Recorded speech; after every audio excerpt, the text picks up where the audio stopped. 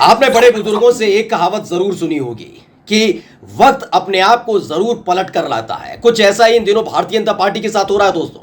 2014 में जब सत्ता में आई थी भारतीय जनता पार्टी और मोदी प्रधानमंत्री बने थे, उसके बाद से आपने देखा होगा तमाम अलग अलग जगहों में जब जब राज्य में सरकार इनकी बनती गई, वहां वहां तमाम तरह के परिवर्तन किए जाते रहे। सत्ता में होने की वजह से इन्होंने कई जगहों के नाम बदल दिए, कई महापुरुषों की कृतियों को किताबों से हटा दिया, तमाम तरह के तथ्य ऐसे पेश किए गए, नए इतिहास को परोसा जाने लगा। लेकिन अब इनकी उल्टी गिनती शुरू हो चुकी है और अब ऐसा करारा झटका लगा है जिसके बाद ये बिलबिला उठे हैं। नमस्कार, मैं हूं प्राज्वल गौतम और आप देख रहे हैं द कंटा। दरअसल अभी हाल ही में आपने देखा होगा कि कर्नाटक में इन्हें हार का सामना करना पड़ा। वहां ऐसा लग रहा था कि हिंदू मुसलमान करने के बाद भारतीय जनता पार्टी एक बार फिर से सत्ता में आ जाएगी। खुद प्रधानमंत्री नरेंद्र मोदी पहुंच गए, अमित शाह पहुंच गए, पूरी की पूरी कैबिनेट वहां पर तैनात थी, लेकिन फिर भी हाथ सिर्फ इनके हार लगी है। उसकी सबसे बड़ी वजह यह भी निकलकर सामने आई है क्योंकि पिछले 5 साल के अंदर जिस तरह से कभी हिजाब विवाद, कभी मस्जिद को लेकर विवाद, कभी जो मुसलमान दुकानदार हैं उन्हें भगाने को लेकर विवाद, तमाम अलग अलग जगह, जबकि कर्नाटक में ऐसी चीजें देखने को पहले नहीं मिलती थी, लेकिन अलग अलग जगह ये देखने को मिल रहा था कि हिंदू वर्सेस मुसलमान किया जा रहा था। इसी से कर्नाटक की जो जनता है वो काफी उकता गई थी और यही एक वजह है जिसके चलते भारतीय जनता पार्टी का बोरिया बिस्तरा कर्नाटक से बाहर फेंकवा दिया गया। अब हालत यह है कि जैसे ही सिद्धरामैया मुख्यमंत्री बने हैं कर्नाटक के, उसके बाद एक बड़ा फैसला ले लिया है, लेकिन यह बड़ा फैसला बुरी तरह से इन लोगों को चुभ रहा है। उनका जो फैसला है वो हम आपको बताने जा रहे हैं। दरअसल हिंदू मुसलमान करने की जो नीति इनकी रही है उसके तहत इन्होंने 2 बड़े फैसले लिए थे। पहला तो धर्मांतरण कानून ला देना, जिससे यह साबित किया जा सके कि ये कितने महिलाओं की इज्जत करते हैं, जबकि इन्हें हिंदू महिलाओं की इज्जत अस्मिता से कितना फर्क पड़ता है वो उत्तराखंड के उत्तरकाशी की पुरुला की घटना से समझ सकते हैं कि वहां केवल एक मुसलमान युवक को निशाना बनाया जा रहा है, जबकि उसका एक दूसरा साथी है जितेंद्र सैनी, उसका नाम नहीं लिया जा रहा। यानी इन्हें सिर्फ मुसलमानों से दिक्कत है। अगर वही काम एक हिंदू करेगा किसी महिला के साथ तो उन्हें कोई दिक्कत नहीं होती। खैर, कर्नाटक में जो धर्मांतरण कानून ये लाए थे उसे रद्द कर दिया गया है, यह पहला फैसला लिया गया। और दूसरा जो सबसे बड़ा फैसला है उसने रातों की नींद उड़ा दी है भारतीय जनता पार्टी की। जो दूसरा बड़ा फैसला है वो ये कि लगातार बच्चे क्या पढ़ेंगे क्या नहीं पढ़ेंगे, यानी कि जो भक्ति में लीन गोदी मीडिया है, गोदी एंकर हैं, जो पढ़ाते लिखाते हैं, समझाते हैं जनता को, वही अब पढ़ा जाएगा। यानी जो कहा नहीं जा रहा था बीच में कि 2014 के बाद देश आजाद हुआ, उसी शैली में बच्चे पढ़ेंगे, इसलिए सिलेबस बदल दिया गया था। कई तथ्य थे वो हटा दिए गए थे। जो अच्छे काम कांग्रेस पार्टी ने किए उन तथ्यों को हटा दिया गया। सिर्फ उनमें यानी सिलेबस में बच्चों को वही पढ़ाया जाने लगा जो मोदी सरकार ने अच्छा काम किया था। लेकिन कर्नाटक की सरकार, जो कांग्रेस की सरकार है, सिद्धरामैया की सरकार है, उसने ऐसा करारा झटका दिया या यूं कहें कि पलटवार किया है कि सिट्टी पिट्टी गोल हो गई है। सिद्धरामैया सरकार ने साफ तौर पर कर दिया कि नेहरू और अंबेडकर की जिसमें वापसी करा दी गई है। यानी कि अब बच्चे नेहरू के बारे में भी पढ़ेंगे, कर्नाटक में सिर्फ बच्चे नेहरू के बारे में भी पढ़ेंगे और अंबेडकर के बारे में भी पढ़ेंगे कि संविधान कैसे लिखा गया, कैसे देश आजाद कराया गया। क्योंकि आरएसएस की कोई बड़ी भूमिका तो कभी रही नहीं है, भारतीय जनता पार्टी के किसी बड़े नेता की भूमिका तो कभी रही नहीं स्वतंत्रता में, देश की आजादी में आपने कभी देखा ही नहीं होगा, सुना भी नहीं होगा। ऐसे में फिर भी कर्नाटक के बच्चों पर थोपा क्या जा रहा था? हेडगेवार को, सावरकर को थोपा जा रहा था। न्यूज 18 ने इस खबर को छापा है और लिखा है कि कर्नाटक में पाठ्यक्रमों से हटे हेडगेवार और सावरकर, नेहरू और अंबेडकर की हुई वापसी, सिद्धरामैया कैबिनेट ने लगाई मोहर। इसमें जो खबर है वो आपको पहले बता देते हैं। कर्नाटक मंत्रिमंडल ने गुरुवार को राज्य के स्कूलों में कक्षा 6 से 10 तक की कन्नड़ और सामाजिक विज्ञान की पाठ्यपुस्तकों में कुछ बड़े संशोधनों को मंजूरी दे दी। संशोधन चालू शैक्षणिक वर्ष से लागू किया जाएगा, जिसके अनुसार आरएसएस के संस्थापक केशव बलिराम हेडगेवार और हिंदुत्व विचारक वीडी सावरकर पर अध्याय हटा दिए जाएंगे।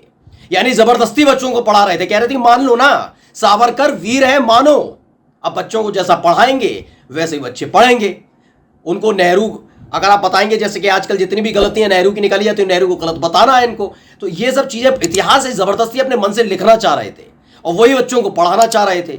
लेकिन सिद्धरामैया सरकार ने साफ कर दिया कि जो इतिहास है सच्चा इतिहास है, आरएसएस और बीजेपी का इतिहास वाला इतिहास नहीं, जो सच्चा इतिहास है वही बच्चे पढ़ेंगे। तो कर्नाटक ने शुरुआत इसकी कर दी है और फिलहाल हेडगेवार और सावरकर पर जो अध्याय शामिल किए गए थे, जबरदस्ती शामिल किए गए थे, उन अध्यायों को हटा दिया गया है, यह साफ कर दिया गया है।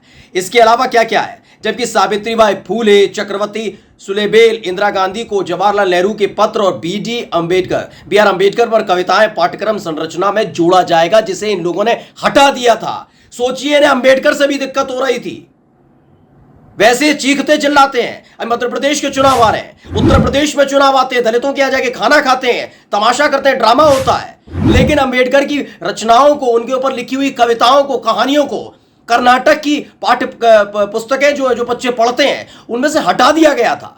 तो सोचिए एक चरित्र कैसा है इनका बिल्कुल वैसे ही चरित्र है कि बीफ उत्तर प्रदेश में प्रतिबंधित है, लेकिन गोवा में जब बीजेपी की सरकार है वहां पर बीफ परोसा जाता है। ऐसे आप उत्तर प्रदेश, बिहार, मध्य प्रदेश में आएंगे तो दलित इनके लिए सबसे ज्यादा प्रेमी हो जाते हैं, मतलब बहुत प्यार करते हैं, लाड दिखाते हैं। लेकिन अंबेडकर को उन पर लिखी हुई कविताओं पर, उनकी पर लिखी हुई कहानियों को कर्नाटक में किताबों से हटा दिया जाता है। फिलहाल सिद्धरामैया सरकार ने साफ कर दिया कि नेहरू और अंबेडकर की जो लिखी हुई कविताएं, कहानियां हैं, वो वापस आएंगी और सावरकर पर लिखी हुई जो कहानियां, ये सब हटा दी जाएगी। लेकिन इस पर उखड़ गए, इस पर कौन उखड़ गए?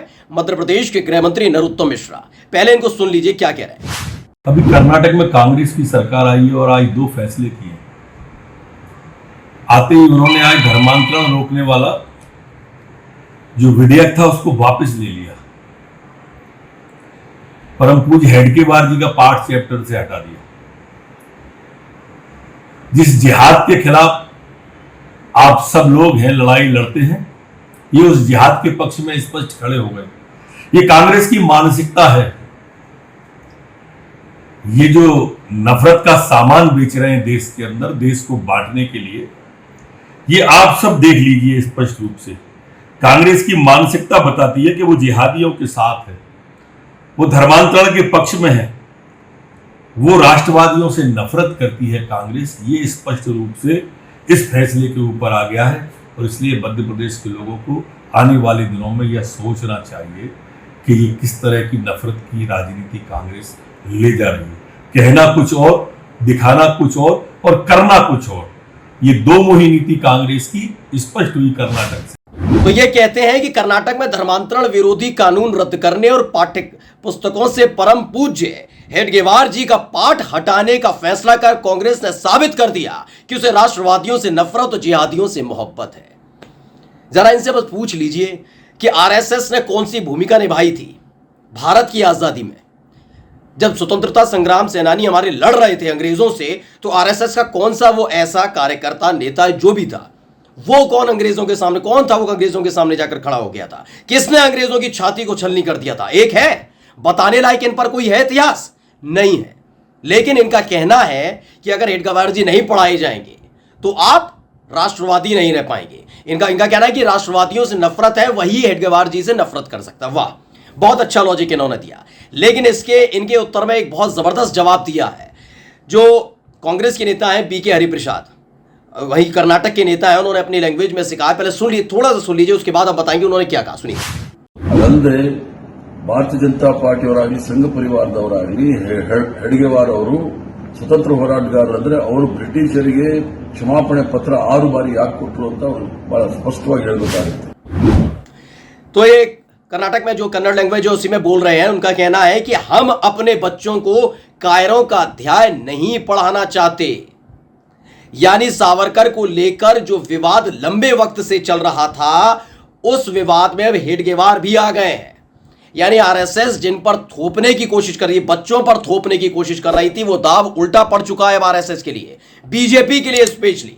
क्योंकि सत्ता से जाने के बाद जो काम उन्होंने किए, जो नहीं करना चाहिए थे, जो एक हद पार की गई थी, लगातार सारी सीमाएं, सियासी जो एक हद बनी हुई है, उसे तोड़ने का काम बीजेपी ने किया।